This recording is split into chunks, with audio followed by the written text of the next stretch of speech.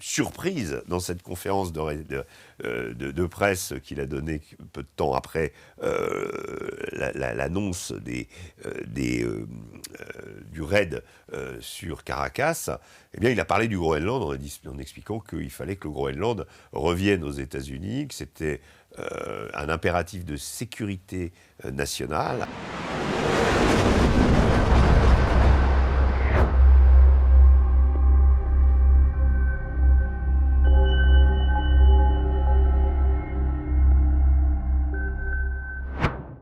Bonjour Régis.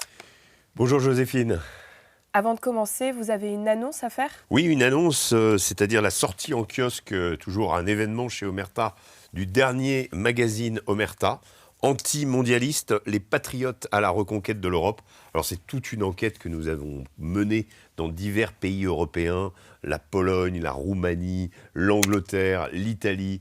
Nous sommes allés en fait sur les routes de l'Europe et nous avons constaté que nous avons pris le pouls de ce qui se passe politiquement aujourd'hui en Europe, avec cette montée des souverainistes, avec ces acteurs qui tout à coup deviennent de première importance, et notamment à mettre en parallèle avec la contestation de plus en plus grande des directives de l'Union européenne, donc une sorte d'alternative à l'Union européenne qui est en train de se mettre en place. Donc c'est passionnant, c'est en kiosque, 5000 points de vente en France, magazine Omerta, à vos kiosques. Merci Régis. Et pour commencer, revenons sur le président Maduro qui plaide non coupable devant le tribunal de New York. Concrètement, de quoi a-t-il été accusé hier et comment la séance s'est-elle soldée ?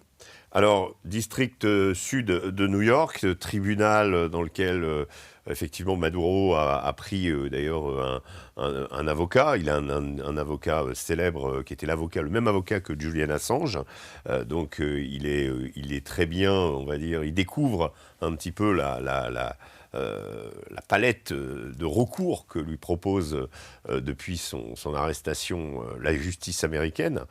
C'est très intéressant. Et il a plaidé non coupable. Il a dit « Je suis le président du Venezuela. Je suis un prisonnier de guerre. » Donc je ne suis pas. Il a rejeté les accusations évidemment d'association au narcotrafic, qui est pourtant la seule accusation qui a été émise par les États-Unis contre Nicolás Maduro, cette accusation d'être lié au trafic de drogue. Alors justement, vous l'avez évoqué, mais Nicolás Maduro a déclaré ce lundi, je cite, « Je suis un prisonnier de guerre » en sortant du tribunal. Est-ce que c'est vrai ? Alors, d'un point de vue, on va dire, de quel droit parle-t-on déjà ? Parce que la façon dont Nicolás Maduro a été appréhendé, on va dire, par un commando en pleine nuit, tiré de son sommeil, exfiltré par hélicoptère sur le porte-avions Iwo Jima en mer des Caraïbes, puis envoyé à New York, effectivement, ça bafoue tout le droit international, cette façon de pratiquer.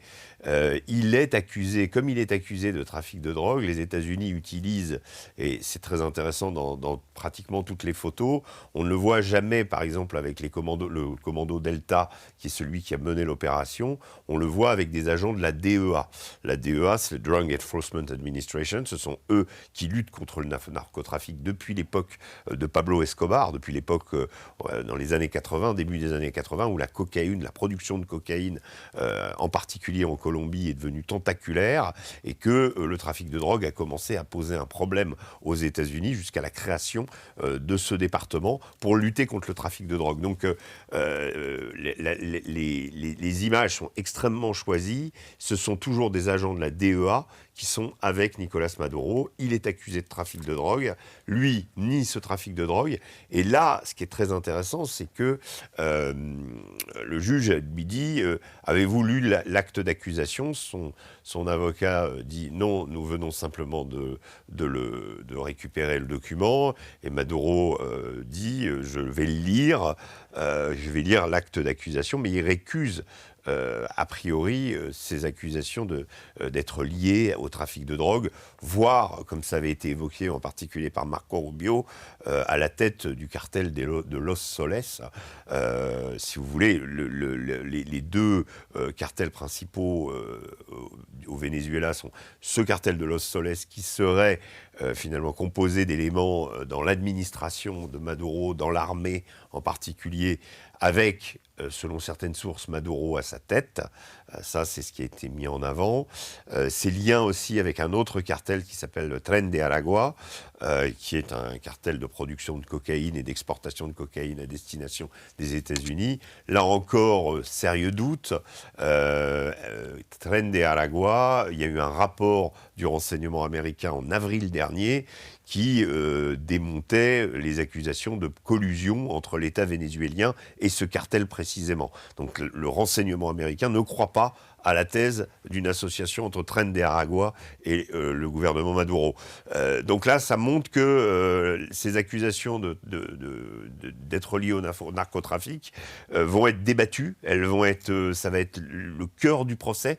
Je pense qu'on va on va apprendre des choses sur la façon dont les cartels évoluent aux États-Unis et comment la production de cocaïne est acheminée. Je pense qu'on va voir les ramifications et seront mis en évidence ou pas les liens entre les chavistes, Maduro lui-même, ses associés, parce qu'il y en a plein toujours en place d'ailleurs à l'heure où nous parlons. C'est le gouvernement issu du chavisme qui est en place avec Delcy Rodriguez, sa vice-présidente qui a repris la suite, qui a prêté serment et qui est président en intérim pendant 90 jours. Et toutes les structures autour de l'État chaviste sont conservées intégralement. C'est très intéressant parce que quand l'annonce de l'arrestation de Maduro a été entendue par la communauté vénézuélienne en exil, en particulier aux États-Unis, beaucoup de gens ont sauté de joie, évidemment, se réjouissant de la fin du dictateur, mais se sont assez rapidement rendus compte que le dictateur était peut-être parti, mais la dictature était toujours là. Et qu'aujourd'hui, qui contrôle les rues de Caracas, ce sont ceux qu'on appelle les collectivos, les milices bolivariennes, plus que la police et l'armée. Et il y a une véritable compétition, on sent bien, qui se met en place en ce moment entre divers éléments de l'appareil chaviste pour qui contrôle. Et pour le moment, les collectivos et les milices bolivariennes, ce sont des éléments les plus durs du régime et ce sont eux qui font la police à Caracas. Donc ça veut dire que les réjouissances, attendons, et l'espoir qu'a fait naître Donald Trump de voir éventuellement une démocratie se mettre en place avec des élections ont été vraiment refroidis très rapidement quand il a déclaré d'abord qu'il pensait que Maria Corina Machado n'avait pas les qualités nécessaires pour prendre les rênes du pouvoir. Celle-ci a compris que l'obtention du prix Nobel finalement avait perturbé, avait contrarié Trump qui s'attendait à avoir ce prix Nobel. Elle a même proposé dans la nuit sur une chaîne télé américaine de donner son prix Nobel à Donald Trump pour dire je te donne mon prix Nobel, mais tu m'autorises à gouverner. Et en fait, pas du tout. Donald Trump montre qu'il est très peu intéressé. Il y a également... les Américains ont contesté en 2024 la réélection de Nicolas Maduro. Et ils considèrent Edmundo González, qui est le vieil homme politique vénézuélien, qu'il considère comme le gagnant de ces élections. Mais à ce stade... aucune déclaration de Trump ne montre qu'il est prêt à mettre Edmundo González à la place de Nicolas Maduro en tant que vainqueur légitime de l'élection. Donc la démocratie au Venezuela, on l'a bien compris, intéresse très peu Donald Trump, qui préfère éventuellement s'entendre avec Delcy Rodriguez, héritière du chavisme, que Nicolas Maduro lui-même a surnommé la tigresse, en raison du punch qu'elle avait anti-impérialiste dirigé contre les États-Unis dans ses déclarations, dans ses discours. Elle est très, très, très, très virulente. C'est une loyaliste absolue. Elle a peut-être négocié, on le saura par la suite, avec les Américains contre Maduro. Hein. Ça, c'est une possibilité. Mais en tout cas, elle incarne toujours l'héritage d'Hugo Chavez, la révolution bolivarienne, tous les oripeaux du socialisme, on va dire, sud-américain. Et donc, va-t-elle s'entendre, va-t-elle pouvoir s'entendre sur les questions de sécurité et les questions liées au pétrole? Ça va être le vrai enjeu. Mais tout ce que Donald Trump a dit jusqu'à présent montre que l'instauration d'une démocratie au Venezuela, c'est le cadet de ses soucis. D'ailleurs, à peine le Venezuela entre les mains, Donald Trump pense déjà au Groenland. Quels intérêts pour le président américain d'obtenir ce territoire ? Alors, c'est très intéressant parce que dans la séquence qu'on a vécue ce week-end, Donald Trump n'a pas immédiatement parlé du Groenland, mais il n'a pas tardé à en parler. Il a parlé d'abord de Cuba, il a parlé de la Colombie, en menaçant personnellement Gustavo Petro, son président, qui lui-même a répondu à Donald Trump « Viens me chercher, je suis là, je t'attends ». Donc là, il y a une sorte de combat entre les deux personnages. Cuba, Donald Trump a dit « De toute façon, Cuba, ça va se déliter, la crise est tellement énorme, le pays va tomber et on sera là pour la suite ». Donc il y avait ces deux objectifs. Et surprise dans cette conférence de presse qu'il a donnée peu de temps après l'annonce du raid sur Caracas, eh bien, il a parlé du Groenland en expliquant qu'il fallait que le Groenland revienne aux États-Unis, que c'était un impératif de sécurité nationale. Et dans le même temps, un personnage qui est dans le staff de la Maison-Blanche, qui s'appelle Stephen Miller, sa femme a publié une carte du Groenland avec le drapeau américain dessus. Donc quand la femme d'un conseiller de Trump publie ce genre de post sur le réseau X, c'est clair que c'était déjà dans les tuyaux. Et ce dont on se rend compte, c'est quand on relit le document de stratégie de sécurité nationale émis il y a 2 semaines, eh bien, il y a une exigence dans l'hémisphère nord que les pays fassent allégeance aux États-Unis et se débarrassent des liens qu'ils avaient avant avec d'autres pays, sous-entendu la Chine et la Russie, mais la Chine en particulier. Donc le partenaire économique privilégié doit être les États-Unis. Pour ce qui est du Groenland, il s'agit d'un territoire qui a un statut d'autonomie par rapport au Danemark, mais qui reste un des membres de la communauté, de la monarchie danoise. Et donc, c'est donc la couronne danoise, mais c'est un territoire associé. Et ce que aimerait Trump, on le comprend, c'est finalement pas tant faire une opération militaire pour conquérir le Groenland. D'abord, les États-Unis ont déjà une base à Thulé, au nord de l'île, une énorme base, qui sont déjà présents sur place, on va dire. Quand on entend certains politiques français comme Raphaël Glucksmann ou d'autres anciens généraux comme le général Richoux s'exprimant sur LCI, expliquant qu'il fallait aller se battre pour le Groenland, les États-Unis sont déjà sur place. Nous n'avons pas de base sur place. Les Danois, oui, mais nous n'avons pas une base, on va dire, l'équivalent de ce que les États-Unis ont depuis la guerre froide d'ailleurs, puisque le Groenland se trouvait à l'époque dans une situation géostratégique d'importance pour les États-Unis, et des stations radars avaient été déployées par les États-Unis pendant la guerre froide. Donc la présence américaine est très ancienne. Là, ce que propose Trump, c'est une sorte de contrat d'association, un peu du même type que les États-Unis ont avec Palau, les îles Marshall, les États de Micronésie également dans le Pacifique, c'est-à-dire que ce sont des États qui ont une indépendance, mais qui ont un statut d'État associé aux États-Unis. Donc ils ont une constitution, et on sent que l'option pour que les États-Unis s'emparent du Groenland serait plutôt d'associer l'État du Groenland, voire de le rendre indépendant par rapport au Canada, que le Groenland finalement s'associe aux États-Unis et quitte la couronne danoise, ça pose quand même beaucoup de problèmes. Ça pose du problème que le Groenland étant part entière de la couronne danoise, il fait partie de l'Union européenne. Et on a vu d'ailleurs la panique de la première ministre danoise, Mette Frederiksen, hier, expliquant que si les États-Unis attaquaient le Groenland, l'OTAN disparaissait, puisque les États-Unis attaquaient un pays de l'OTAN.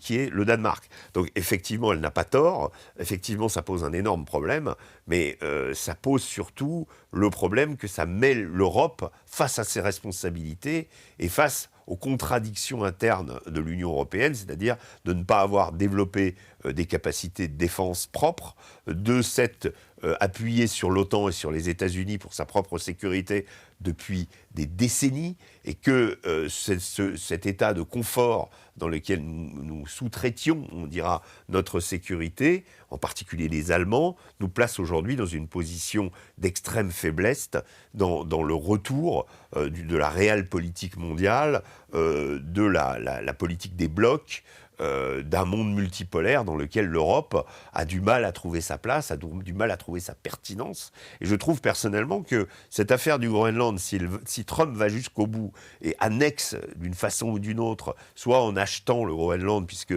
ce qu'il propose dans ce contrat d'association, c'est évidemment des moyens financiers énormes que les Américains ont pour régler les problèmes de pauvreté, les problèmes d'habitat au Groenland. On sait que les Inuits sont une population extrêmement pauvre, qui a souvent été d'ailleurs assez maltraité par les Danois.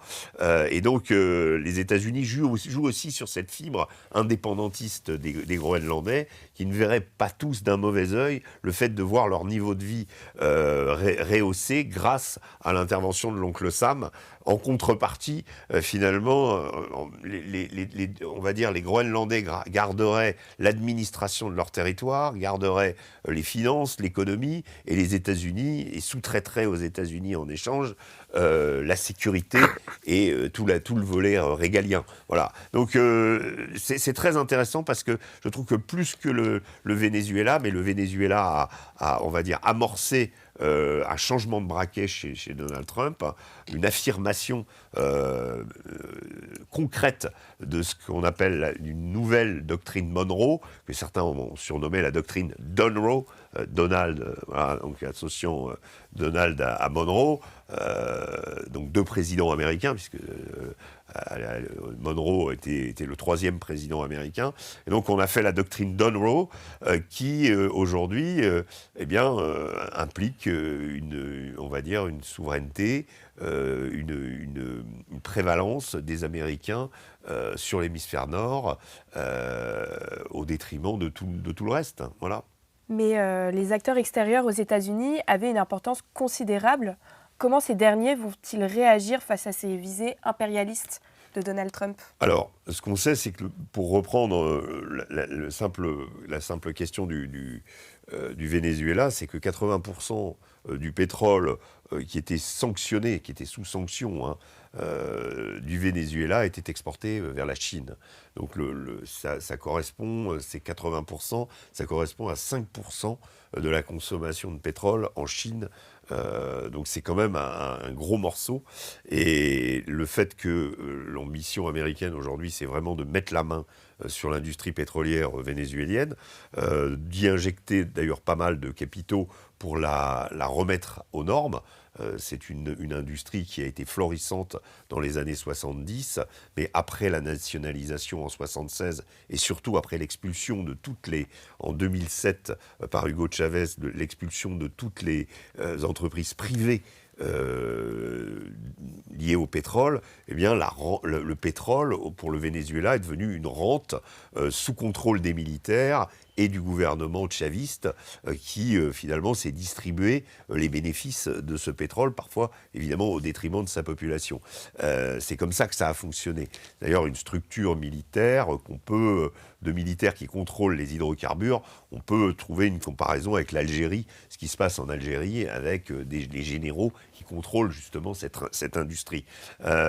Donc là, ce qui se passe, c'est que les États-Unis prenant ambitionnant de prendre le contrôle de les premières réserves mondiales de pétrole. Il y a 20% du pétrole mondial qui se trouve au Venezuela, un pétrole visqueux, un pétrole lourd, difficile à traiter, mais dont les États-Unis, les entreprises de Floride, de Louisiane et surtout du Texas, les raffineries du Texas ont tout à fait les moyens de traiter ce pétrole, mais il va falloir plusieurs dizaines de milliards de dollars d'investissement pour remettre à niveau cette entreprise ces entreprises pétrolifères qui exportaient environ 600 000 barils par jour. C'est quand même déjà considérable, mais c'est rien par rapport à la capacité d'exportation dont disposait le Venezuela dans les années 70, où là, le pays, au moment de la création de l'OPEP, prenons 1960, création de l'OPEP, le Venezuela fait partie des 3 pays les plus gros producteurs au monde, à égalité avec l'Arabie Saoudite et l'Iran. Voilà. Et à l'époque, on est à des exportations de 4 millions de barils par jour. Donc on imagine l'effondrement de cette production. Donc ce qu'il en reste, les militaires vénézuéliens et le gouvernement chaviste de Nicolas Maduro l'exportaient à la Chine.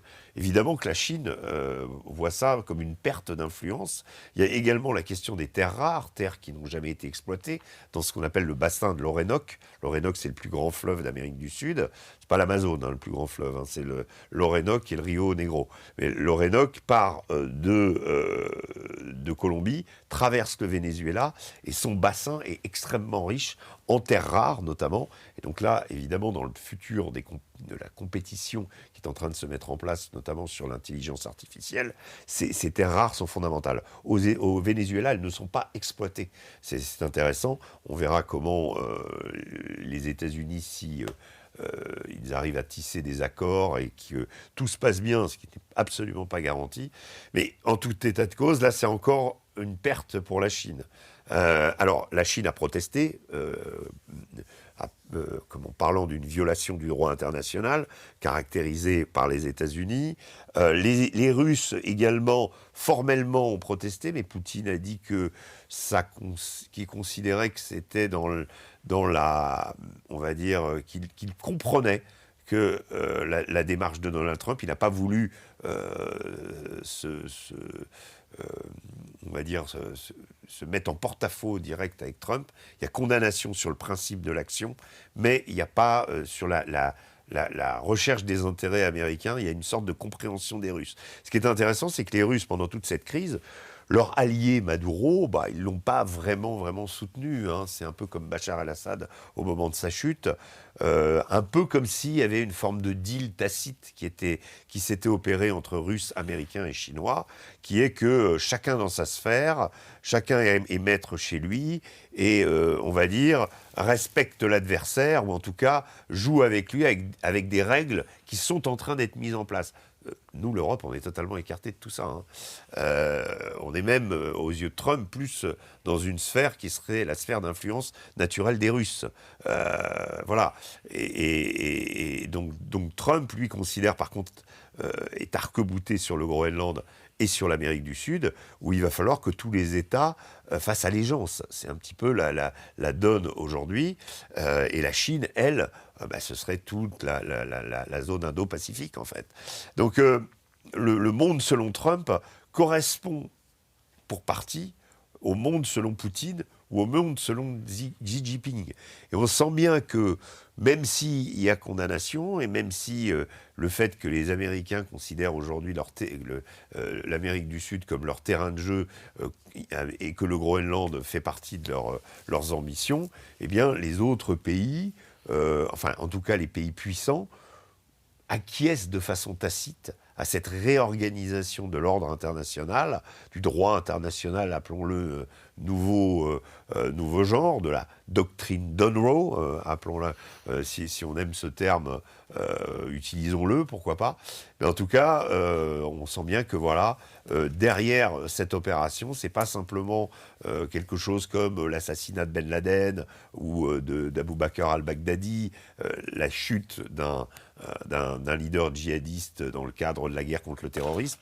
C'est bien au-delà de ça, c'est une réorganisation complète de l'état du monde.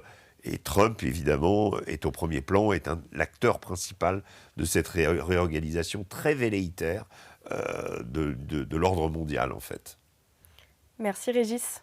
Voilà, petit rappel quand même à la fin du... Voilà, il vient de sortir, c'est en kiosque, Omerta anti-mondialiste, les patriotes à la reconquête de l'Europe. Toute notre enquête en Europe, dans tous les pays européens, disponible dans 5000 points de vente en France, donc à vos kiosques. Et merci d'avoir écouté cette émission.